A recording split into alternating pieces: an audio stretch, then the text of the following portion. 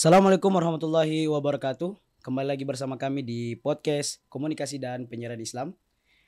Oke, balik. Kali ini bersama saya sebagai host Muhammad Rifal. Saya akan membahas satu tema, yaitu menjawab tantangan melawan mahasiswa apatis dalam menghadapi birokrasi kampus. Kali ini saya kedatangan narasumber yang berkompeten dalam membahas hal ini. Bersama saya Kak Syawal sebagai Presma UIN Dato Karama Palu periode 2024. Assalamualaikum Kak. Waalaikumsalam. Bagaimana kabarnya Kak? Alhamdulillah. Oke, Baik, baik. sehat walafiat. Untuk sekedar info teman-teman, jadi Kak Syawal ini sebelum menjadi Presma, beliau ini sempat menjadi ketua himpunan mahasiswa jurusan Pendidikan Agama Islam dan menjadi ketua Dewan Eksekutif Mahasiswa Fakultas Tarbiyah dan Pendidikan. Ya, ilmu keguruan, FTIK atau disingkat FTIK ya Kak. Ya. Oke. Dan sekarang menjabat sebagai Presiden Mahasiswa periode 2024-2025. Oke, baik Kak. Dengan tema yang sudah Kakak dengar tadi, sebagaimana yang kejadian kemarin pas kita sedang mengumpul massa. Kejadian itu Kak, kan kita sudah mengumpul dari jam 8 sampai jam 10 baru ya. kita bergerak ya.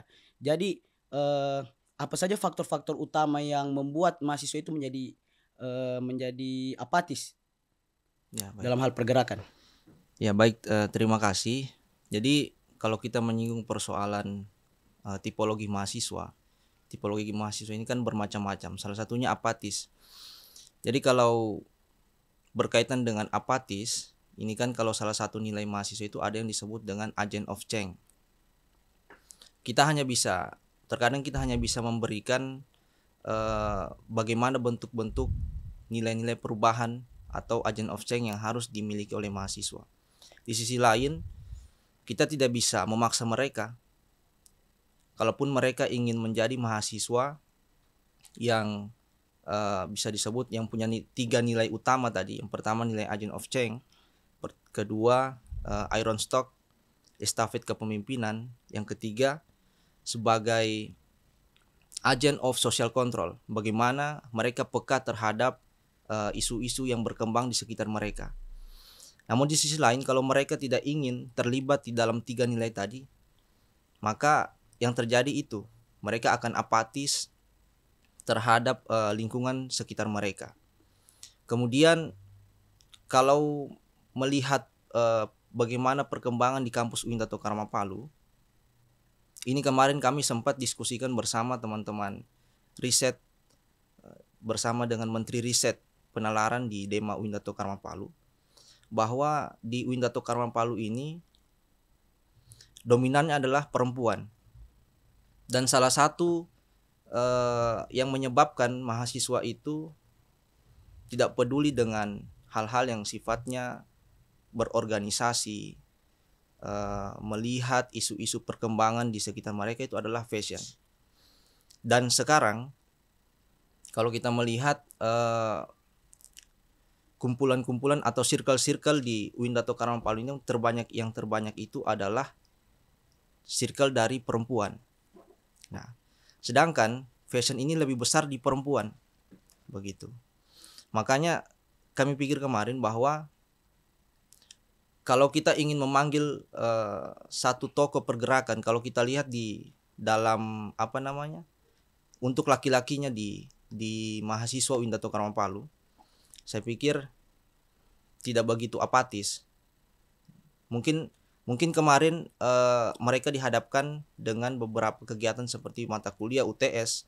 Nah, itu kita tidak bisa paksakan mereka. Namun tidak ada kemarin perempuan. Hanya berapa persen ya? 1% saja. Itu pun Ketua Dema Fuad kemarin yang bisa membersamai.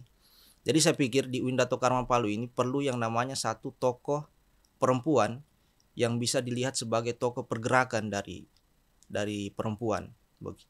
Begitu. Supaya ketika kita ingin mengajak teman-teman untuk dalam hal pergerakan, teman-teman yang circle perempuan tadi itu bisa melihat bahwa ada tokoh perempuan di sana dan saya harus membersamai, begitu. Saya pikir sekarang di UIN Dato Karama Palu ini itu yang terjadi. kurangnya tokoh-tokoh perempuan dalam hal pergerakan. Sedangkan sekarang ini kampus UIN Dato Karma Palu dihadapkan dengan bangunan-bangunan megah. Di depan sana ada kardinal. Di samping kampus UIN Dato Karma Palu ada PGM. Kemudian siapa yang tidak nyaman kalau ke PGM selesai mata kuliah kan? Dengan AC yang begitu dingin. Kemudian banyak spot-spot yang mungkin bisa anak-anak muda pakai foto, pakai bergaya dan lain sebagainya. Sedangkan di kampus UIN Dato Karma Palu sendiri kita kekurangan itu. Tidak ada tempat-tempat yang mungkin nyaman untuk mahasiswa pakai duduk-duduk diskusi, ngobrol dan lain sebagainya. Ya mungkin ada kantin begitu, tapi kantinnya sendiri hanya nyaman saat dipakai makan. Saya pikir kalau untuk berdiskusi sekian jam mungkin tidak akan nyaman mahasiswa. Karena situasi dia punya ini kan panas. Jadi kemarin kan kita sempat dengar bahwa Rektor UIN Dato Karma Palu ini ingin membuat satu terobosan, yaitu ingin membangun kayak kantin yang mungkin nyaman untuk mahasiswa. Apa kemarin namanya ini? Mungkin kayak kantin-kantin yang terkini begitu Kak, kayak yang sudah ada atap yang bagus. Iya, apa sudah namanya ini ya?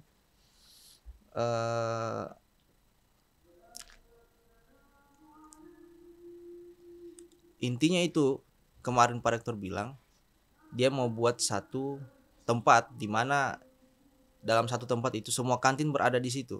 Jadi Pak Pres dengan diadakannya tadi itu kantin food court ya. Iya. Mungkin itu bisa menjadi salah satu penyebab supaya mahasiswa lebih betah lagi ya. Iya, betul. Berdiskusi di kampus. Iya. Oke. Dengan pembahasan yang tadi di awal saya pertanyakan, jadi bagaimana Kasawal sebagai Presma itu perannya Presma agar mahasiswa ini tidak apatis, strateginya Presma atau Kasawal agar mahasiswa ini tertarik untuk memperjuangkan hak-haknya yang paling kecil lah, maksudnya di birokrasi begitu. Jadi bagaimana peran sebagai Presma? Ya, kalau dari kami sendiri dari Dema itu hanya bisa memberikan edukasi. Kemudian contoh. Nah, ini kemarin kita sudah sempat buat 4 kali diskusi. Ya. Nah, meskipun tidak seberapa yang datang, tapi kita hanya ingin merespon bahwa di UIN Dato Karma ini minim literasi. Gitu. Dan salah satu penyebab tidak pekanya teman-teman terhadap isu yang berkembang di sekitar mereka itu karena mereka jarang duduk melingkar melingkar untuk lingkarannya mahasiswa, jarang untuk berdiskusi itu semua. Kemudian kita juga sudah berapa kali mimbar bebas. Pertama terkait dengan aksi kemarin. Kemudian terkait dengan tadi ada mimbar bebas juga. Bebas, ya. Nah, itu salah satu kita punya gerakan supaya untuk memancing ini teman-teman, memantik teman-teman. Meskipun tidak seberapa yang ikut dalam mimbar bebas mengekspresikan diri mereka terhadap dengan isu yang berkembang di sekitar mereka. Bagaimana pandangan mereka terhadap Hari Pendidikan yang saat ini kita peringati begitu. Mungkin pandangan teman-teman yang di luar lembaga ini Pak Pres mungkin dorong ini diskusi untuk isu-isu demo. Tapi padahal dengan diadakannya lingkaran-lingkaran diskusi itu justru menambah wawasan kan, menambah wawasan kita untuk kita gunakan turun ke masyarakat begitu Pak Pres. Kemarin nih Pak Pres kita dapat kabar ini orang-orang birokrasi ini mereka mengupload foto bahwasanya mereka mendapatkan kendaraan baru atau mobil-mobil. Jadi bagaimana mobil dinas? Jadi bagaimana tanggapan Pak Presma tentang itu? Jadi kemarin kami sempat menghadap dengan Warek 2 karena beliau yang tahu masalah anggaran di kampus. Kemudian kita pertanyakan itu, bagaimana Pak terkait dengan mobil itu? Di situ juga ada teman-teman dari wartawan LPM dengan Menteri Riset dari Dema UIN. Kita pertanyakan persoalan mobil dinas yang tiba-tiba ada gitu. ternyata memang mobil dinas itu diperuntukkan untuk ketua-ketua lembaga. Nah, ketua-ketua lembaga di sini kayak dekan, wadek, kepala biro. Nah, itu mereka sudah ada memang jatahnya. Jatahnya dari pusat, dari pemerintah untuk ketua-ketua lembaga yang di kampus. Nah, kemudian untuk dananya itu mereka bermohon ternyata. Bermohon di pusat lagi. Makanya katanya itu mobil disewa. Disewa itu, dan kontraknya itu diperpanjang setiap tahun. Begitu.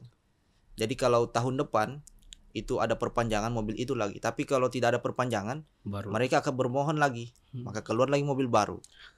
Begitu dia punya regulasi. Nah, itu jawaban yang kami dapat dari Warek 2. Ya. Seperti itu. Baik.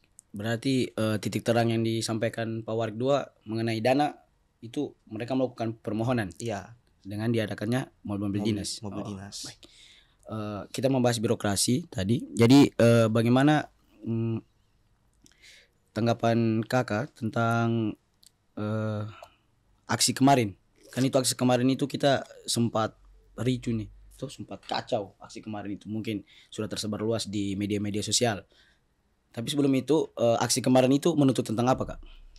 Jadi aksi kemarin itu menuntut persoalan atribut KKN yang tidak sama sekali diberikan dengan teman-teman mahasiswa yang turun dalam KKN tematik.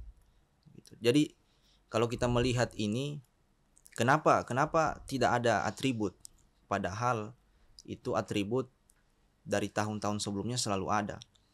Nah, kita tanyakan dengan pimpinan birokrasi, katanya tidak ada anggaran, begitu.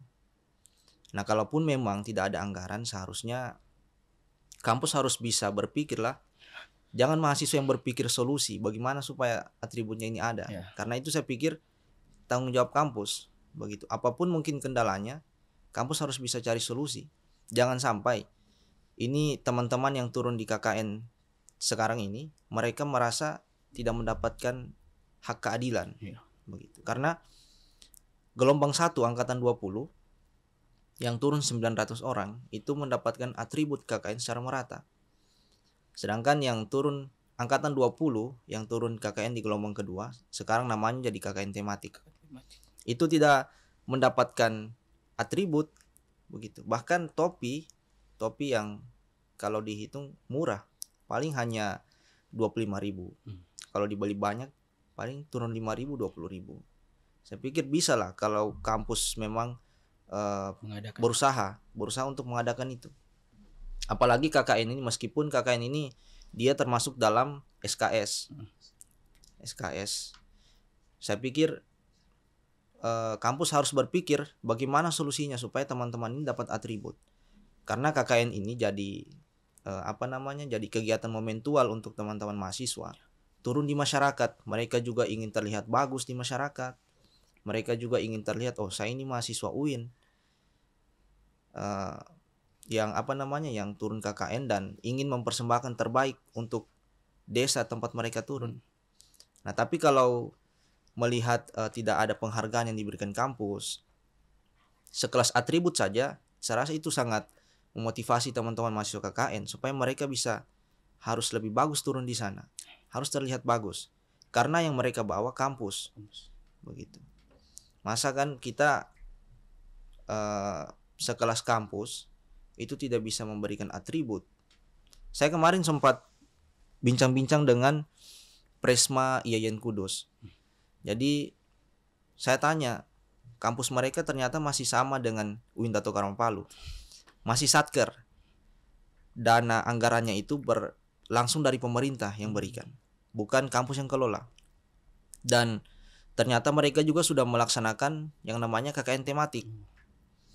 Saya tanya, KKN-nya itu dibayar pendaftarannya atau tidak? Mereka bilang gratis.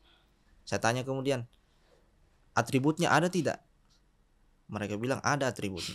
Itu dibagikan merata untuk KKN mahasiswa yang turun KKN tematik. Bahkan atributnya itu tidak lagi pakai baju kaos yang berkerak itu. Polokrat. Ya.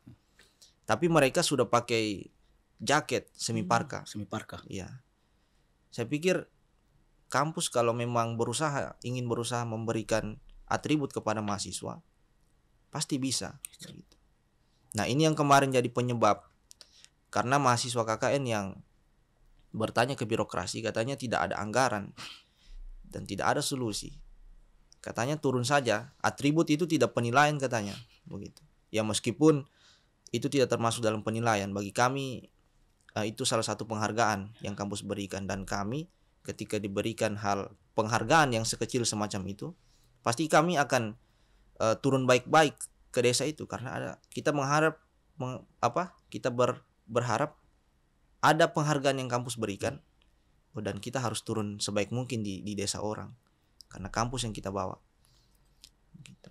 Jadi setelah aksi kemarin kan kita menuntut apa semua, itu kan terjadi istilahnya kalau di mahasiswa itu apa ya, terjadi kekacauan begitu, kayak chaos. Terjadi chaos kan, ricu. Jadi bagaimana tanggapan Kak Syawal sebagai Presma dengan chaos itu, kejadian kemarin? Jadi chaos kemarin itu bukan salah satu rencana, ya. Jadi itu di luar kendali memang sudah kemarin. Karena pada saat teman-teman itu melakukan konsolidasi persiapan untuk aksi besok, kita tidak pernah terniat untuk setting chaos, begitu. Hanya saja kemarin pihak birokrasi itu lama turun. Sedangkan teman-teman mahasiswa itu dari jam 8 berkoar, kemudian sampai jam 10 naik ke birokrasi. Birokrasi suruh menunggu lama itu. Kita sudah minta 10 menit lah, mungkin bisa dijeda rapatnya di atas sebentar, kemudian turun ke bawah, jelaskan mungkin hanya 30 menit, supaya teman-teman mahasiswa ini tidak merasa diacukan oleh birokrasi pada saat itu. Nah akhirnya teman-teman mahasiswa, teman-teman masa aksi itu membakar ban. Ya. Pertama. Peringatan pertama untuk birokrasi. Ya, peringatan pertama untuk birokrasi. Namun kemudian Satpam kampus itu ingin memadamkan api itu. Teman-teman masa aksi juga tidak rela. Ya. Begitu. Karena ya maksudnya kita sudah berikan kita sudah berikan ultimatum ke atas bahwa kita kasih waktu 10 menit untuk birokrasi turun ke bawah, maka kita tidak akan bakar ban. Cuma yang terjadi lama sekali. Akhirnya teman-teman masa aksi bakar ban, dan Satpam menahan itu. Nah itu yang terjadi karena ada gesekan, akhirnya ribut lah, ricu. Dan itu di luar kendali dan di luar dari settingan konsolidasi. Kita kemarin itu setting untuk aksi damai kita, tidak anarkis dan lain sebagainya, gitu. Berarti itu gesekan yang tidak disengaja. Iya, itu yang tidak disengaja. Dipersiapkan juga. Iya. Tidak diduga-duga. Dari tadi tuntutan terus kericuan yang terjadi, jadi apa hasil atau titik terang yang disampaikan birokrasi hingga saat ini? Apakah sudah teman-teman dari KKN atau teman-teman dari Presma sendiri yang mewakili sudah puas dengan jawaban yang disampaikan dari LP2M atau birokrasi? Jadi pada saat kita kemarin turun aksi, itu yang datang turun ke mahasiswa adalah Warek 2. LP2M tidak ada pada saat itu. Ya. Jadi kami merasa belum puas karena goals yang kami inginkan belum dapat. Jadi kemarin dari Senat Universitas Islam Negeri Dato Karma Palu, Senat Mahasiswa, itu menghadap dengan LP2M. Katanya Ketua LP2M ingin membuka dialog terbuka dengan mahasiswa. Sebenarnya kemarin kita diperhadapkan dengan satu problem juga, dan itu sangat urgent. Akhirnya kemarin kami dengan dema-dema fakultas itu datang ke kampus. Cuma kan kita diperhadapkan problem itu, akhirnya kami tinggal. Saya sudah hubungi Pak Ketua LP2M bahwa mohon maaf, kita ada problem di luar dan itu harus kita pergikan. Tidak bisa kita tinggal itu barang. Akhirnya pertemuan kemarin tidak jadi. Nanti akan ada pertemuan selanjutnya dengan LP2M, dan kami harap pihak LP2M bisa membuka dialog terbuka dengan mahasiswa-mahasiswa lain. Berarti dengan keadaan keadaan seperti itu berarti dari pihak mahasiswa ini masih menunggu Iya. untuk LP2M membuka dialog tersebut. Iya. Oke. Kalaupun memang nanti tidak ada solusi untuk atribut dikasih dengan teman-teman yang turun sekarang, tapi setidaknya transparansi anggaran untuk LP2M. Kan begini saja dia punya pemikiran. Kalau semisalnya pihak LP2M mengatakan tidak ada anggaran, tidak dianggarkan, setidaknya ada transparansi untuk plot-plot tiap anggaran yang ada di LP2M. Jadi kalau kita melihat di Raker Universitas kemarin, itu anggaran LP2M banyak, cukup besar. Cukup besar. Kalau tidak salah saya 3,3 M lebih lah kemarin. Gitu. Jadi kita hanya meminta itu supaya kita tahu penyebabnya apa. Jangan memberikan satu perkataan bahwa tidak ada anggaran. Nah, kita mahasiswa heran, kenapa tidak ada anggaran? Nah, itu yang kita tuntut untuk transparansinya. Dan kira-kira kalau memang tidak ada anggarannya, solusinya apa? Begitu. Kami berharap pihak birokrasi ini seharusnya mereka yang berpikir solusi terkait itu, bukan lagi teman-teman mahasiswa. Kalau teman-teman mahasiswa yang berpikir solusinya hanya satu, penggalangan dana untuk pengadaan atribut mahasiswa KKN. Dan itu pasti penggalangan dana karena mahasiswa tidak punya anggaran dari pemerintah. Seperti itu. Oke, kebetulan kan Kak Sawal sebelumnya menjabat sebagai ketua Dema FTIK. Dengan keadaan sekarang kita tahu itu pembangunan masjid di kampus 2. Apa penyebab berhentinya pembangunan di kampus 2? Ya. Jadi waktu kami menjabat sebagai Dema Fakultas Tarbiyah, di situ baru peletakan batu pertama. Nah, kemudian kami cari tahu lah. Ternyata memang untuk masjid ini tidak ada anggarannya dari pemerintah untuk instansi PTKIN, kampus PTKIN. Tidak ada memang anggaran untuk pembangunan masjid. Makanya kampus sekarang ini untuk anggaran pembangunan masjid itu lewat donatur. Begitu. Kemarin kalau saya tidak salah teman-teman wartawan sempat mewawancarai ketua panitia pembangunan masjid. Katanya untuk sekarang ini terhentinya itu karena lagi cari donatur katanya. Dan di sisi lain itu kan SK yang mereka pakai itu SK pada saat rektor lama. Jadi pas pergantian rektor itu SK-nya terhenti dan ingin membuat SK baru. Nah, ini yang mereka katanya ingin sampaikan, ingin follow up terus dengan Pak Rektor supaya segera dibuatkan SK baru, SK panitia pembangunan masjid itu. Begitu supaya berkelanjutan pembangunannya. Jadi karena itu masjid hanya berharap donatur, makanya pembangunannya itu sering terjeda. Coba itu masjid anggaran dari pemerintah, pasti sudah akan berproses terus. Seperti itu. Tanggapan kakak sendiri tentang berhentinya pembangunan itu seperti apa? Saya rasa kampus salah satu instansi besar. Apalagi kita kenal Pak Rektor kita ini orangnya suka membuat jejaring di luar. Saya rasa Pak Rektor punya jejaring yang besar di luar untuk donatur masjid. Dan dosen-dosen pun sekelas Warek 1, Warek 2, Warek 3 pasti punya link yang besar untuk anggaran donatur. Nah, cuma memang kemarin perkataan dari ketua panitianya itu belum dibuat SK baru. Karena SK lama itu dari Pak Prof Sagaf kemarin. Nah, setelah naik pergantian rektor itu belum ada SK barunya. Nah, jadi harapan saya kepada kampus segera dibuatkan SK untuk panitia pembangunan masjid kampus 2 karena itu urgen sekali. Di kampus 2 itu mahasiswa itu biasa kalau sholat di masjid sebelum kampus kurang lebih jaraknya mau 1 kilo lah, 1 kilo. Iya, sangat jauh dari kampus. Jadi teman-teman mahasiswa itu biasanya datang ke masjid sana istirahat. Apalagi itu masyarakat biasa juga di masjid sana.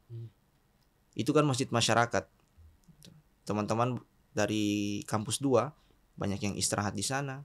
Jadi merasa tidak enak lah dengan masyarakat sekitar. Begitu. Jadi harus cepat dan harus segera dibangun masjid kampus 2. Urgent sekali. Supaya juga teman-teman yang mungkin MK-nya itu biasa masuk siang, mereka bisa cepat datang. Mungkin istirahat di masjid, kan, begitu. Jadi masjid di sana sangat urgent. Saya berharap kepada pimpinan kampus, Rektor Universitas Islam Negeri Dato' Karma Palu untuk segera dipercepat pembangunan Masjid Kampus 2 untuk teman-teman yang ada di sana, seperti itu. Oke, baik Kak Syawal, kita sudah tidak terasa ini bincang-bincang. Sip. Ini sudah di akhir waktu. Mungkin ada closing statement atau kata-kata penyemangat, kata-kata bijak lah apa itu untuk teman-teman mahasiswa agar lebih semangat lagi melakukan pergerakan. Mungkin ada? Mungkin ini bukan kata-kata bijak. Saya sendiri pun saya pikir saya belum sampai ke tahap bijak. Mungkin hanya saran dan sebagai bentuk kritikan dan juga saran untuk teman-teman mahasiswa yang acuh dengan lingkungan sekitarnya, begitu. Untuk kedepannya saya harap teman-teman mahasiswa ini itu bisa saling peduli, baik itu sesama fakultasnya maupun di luar fakultasnya, karena kita ini dibangun di atas satu atap, yaitu UIN Dato' Karma Palu. Dan kalau teman-teman saya pikir tidak saling kenal, itu saya pikir parah lah. Apalagi ketika teman-teman berjuang memperjuangkan satu hak mahasiswa ke birokrasi, saya berharap teman-teman yang jarang membersamai itu membersamai. Saya harap begitu, meskipun mereka bukan anak-anak lembaga. Sekarang ini teman-teman yang bukan anak-anak lembaga itu berpendapat bahwa tugas untuk menyambungkan aspirasi ke birokrasi itu adalah tugas dari lembaga, tugas dari teman-teman lembaga. Itu benar. Tapi ketika kita memperjuangkan hak, semua mahasiswa itu punya tanggung jawab untuk memperjuangkan itu. Karena ketika mereka masuk di kampus, duduk sebagai mahasiswa dan sudah memakai alma mater kampusnya, maka mereka sudah punya 3 nilai dalam diri mereka. Pertama, sebagai agent of change, sebagai agen perubahan. Dan kedua, sebagai agent of iron stock, sebagai estafet kepemimpinan. Dan yang terakhir sebagai agent of social control. Saya pikir kalau mereka hanya bisa menjadi iron stock, estafet kepemimpinan, dan tidak punya kepekaan terhadap lingkungan sekitar. Nah, ini yang lebih parah ini. Tidak punya rasa kepekaan dengan lingkungan sekitarnya.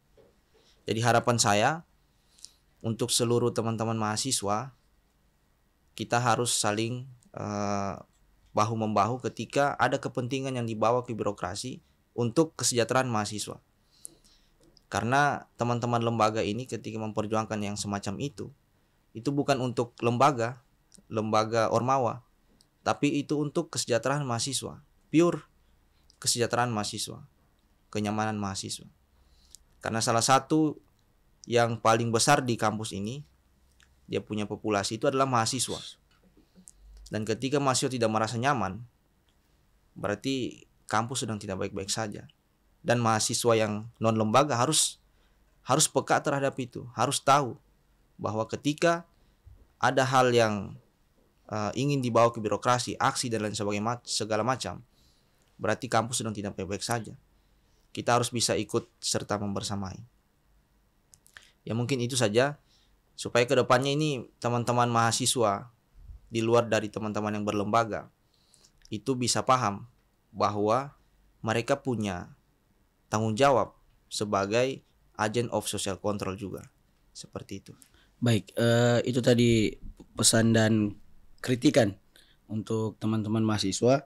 Mungkin saya menambahkan sedikit untuk teman-teman mahasiswa. Jika teman-teman menganggap bosannya dengan diadakannya lingkaran diskusi itu sebagai sesuatu strategi untuk membangun isu-isu demo, itu sebenarnya tidak, teman-teman. Itu dengan diadakannya lingkaran diskusi dari teman-teman Ormawa sendiri itu untuk membangun salah satunya paradigma berpikir teman-teman supaya lebih luas dan membangun skill-skill yang terpendam, public speaking, entah itu public speaking, keberanian di hadapan orang. Jadi mungkin ajakan juga buat teman-teman yang di luar dari lembaga agar terus membersamai perjuangan. Jika kata-kata ditahan, kritikan ditahan, maka hanya satu kata, yaitu lawan. Salam komunikasi. Baik, sekian dari kami pada podcast hari ini. Wassalamualaikum warahmatullahi wabarakatuh. Waalaikumsalam warahmatullahi wabarakatuh.